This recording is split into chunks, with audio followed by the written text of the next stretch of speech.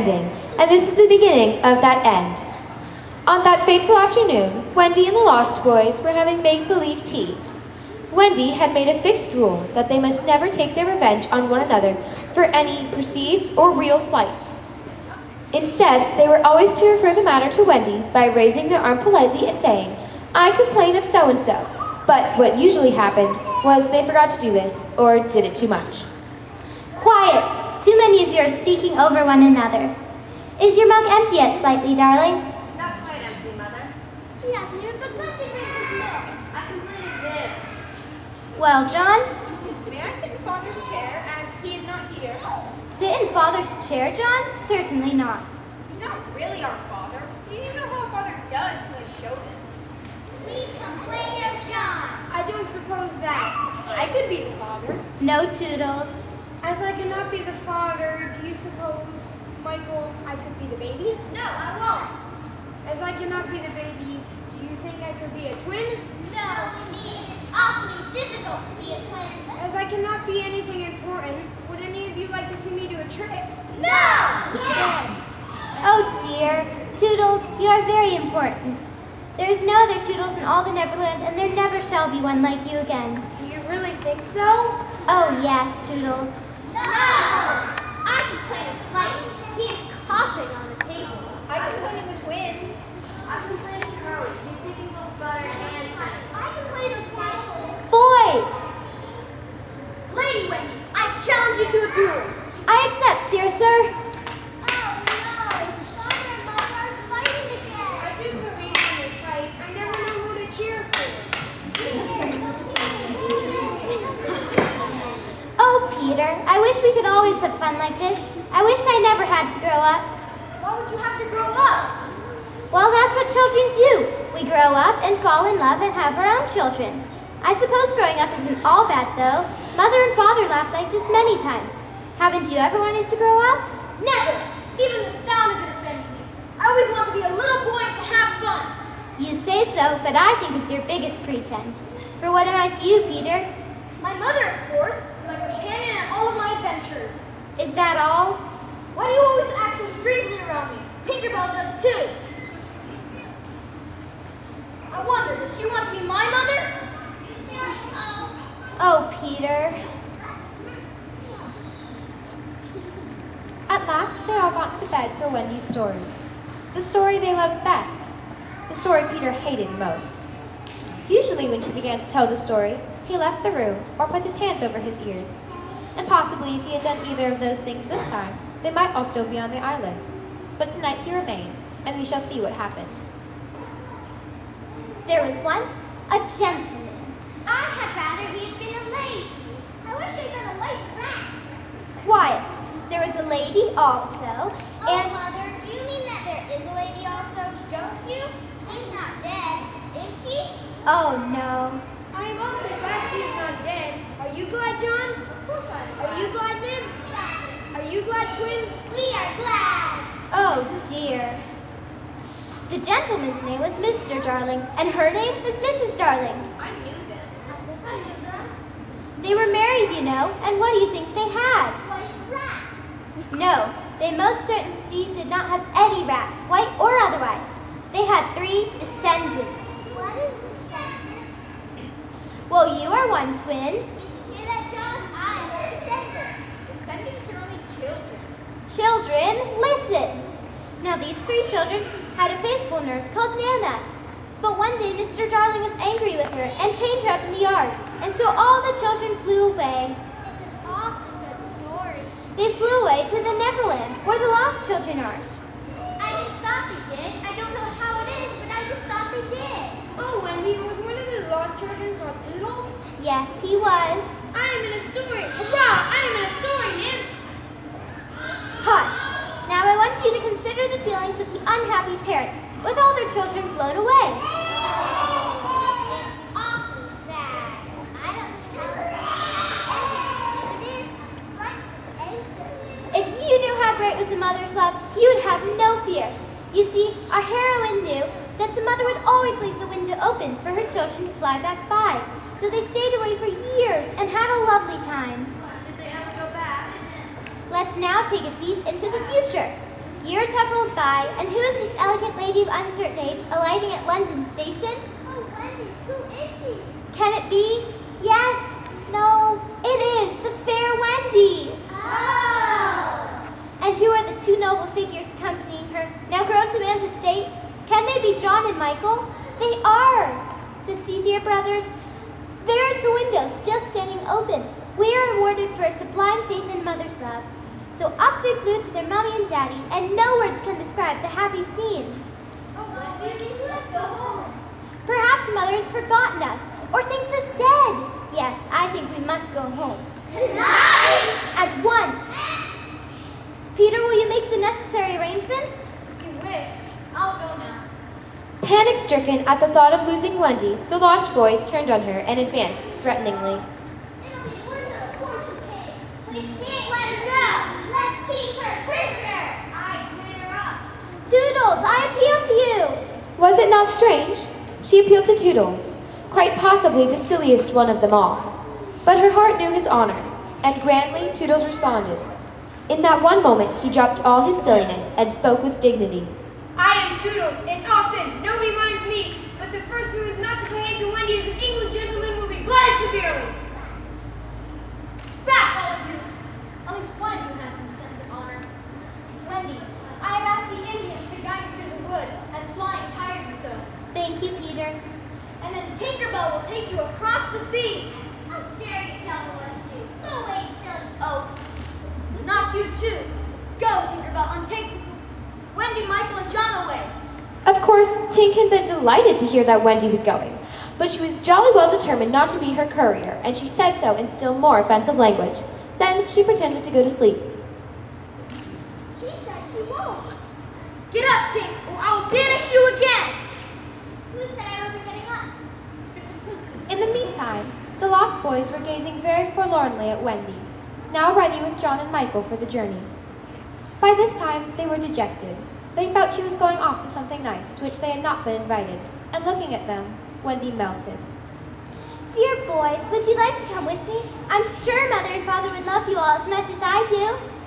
This invitation was meant especially for Peter, but each of the boys was thinking exclusively of himself, and at once they jumped with joy.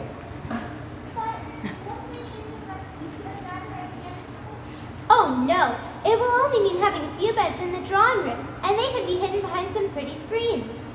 Oh, Peter, can you go? They took it for granted that if they went, he would go also, but really, they scarcely cared. Thus children are ever ready, when novelty knocks, to desert even their dearest ones. All right. And now, Peter, I'll give you your medicine before we go. She loved to give them medicine and undoubtedly gave them too much. Of course, it was only water, but it was out of a bottle. She always shook the bottle and counted the drops, which gave it a certain medicinal quality. On this occasion, however, just as she was finished making it, she saw a look on his face that made her heart sink. Aren't you ready yet? Go get your things, Peter. No, I'm not coming with you. Yes, Peter. No, forget them. Forget them all. Stay with me or you'll never ever have to worry about growing things again. Never is an awfully long time. Please, Peter, please come back with us. No, I'll not. Peter. Why must you spoil everything? We have fun, don't we? I taught you to fly and to fight. What more could you want? There is so much more. What? What else is there? I don't know. I guess it becomes clear when you grow up. I will not grow up. I always want to be a little boy and to have fun. Peter. No. Get your things, boys. Peter isn't coming. If you find your mothers, I hope you will like them. Now then, no fuss, no blubbering. Goodbye, Wendy.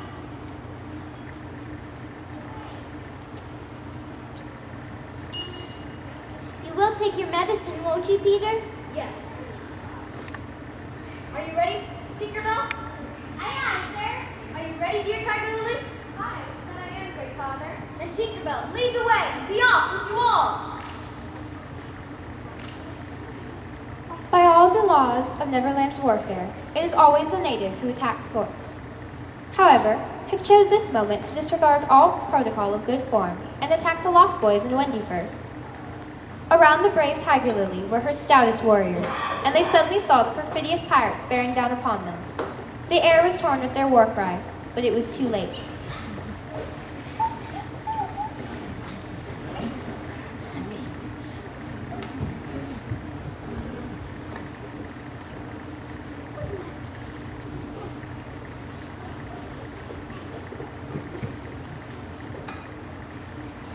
Sir, if you're not too well to simply let me go, is that not the honorable way? Fighting open combat? You dishonor your good name by attacking my men in such a way. It's not good form, my good man. Hook had the good grace to look shamed, and he gestured to Smee and Starkey to let go of the chief. By my honor, you are correct, Chief. 'Twould have been good form to meet in open combat.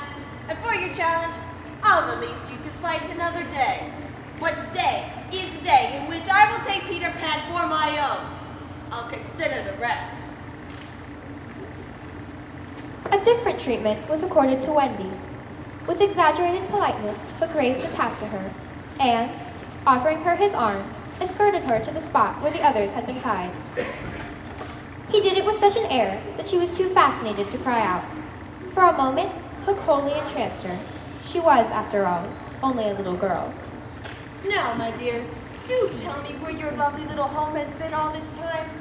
I'd love to see it for myself. Oh, no, sir. I couldn't possibly. Peter's likely in bed by now, and he oughtn't be disturbed. Oh, I shan't disturb him. I only desire to see that lovely little home you've made for yourself here. As a mother, I know it must be the coziest little nest. Perhaps. No, not at all. Look what you've done to my poor boys. Where is the boy? I'll never tell.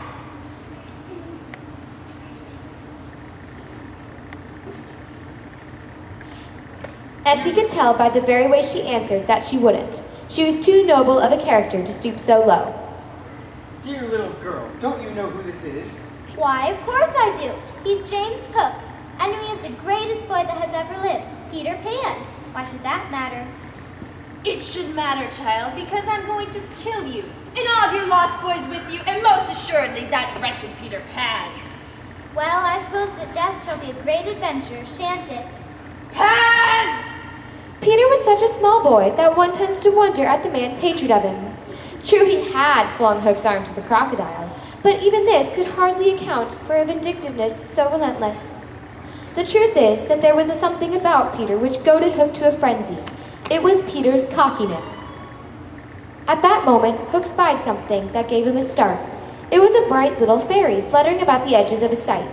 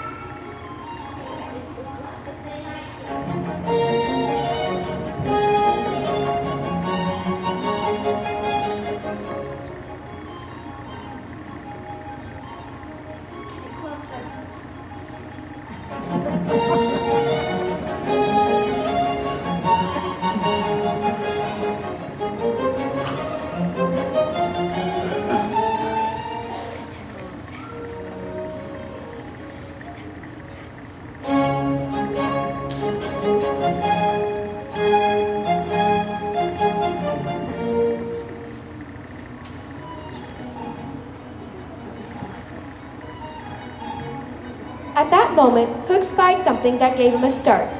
It was a bright little fairy fluttering about the edges of his sight. And just that quick, he'd grabbed her and was shaking the pixie dust right out of her. I've caught you now. You and all those who desire to keep company with that wretched boy.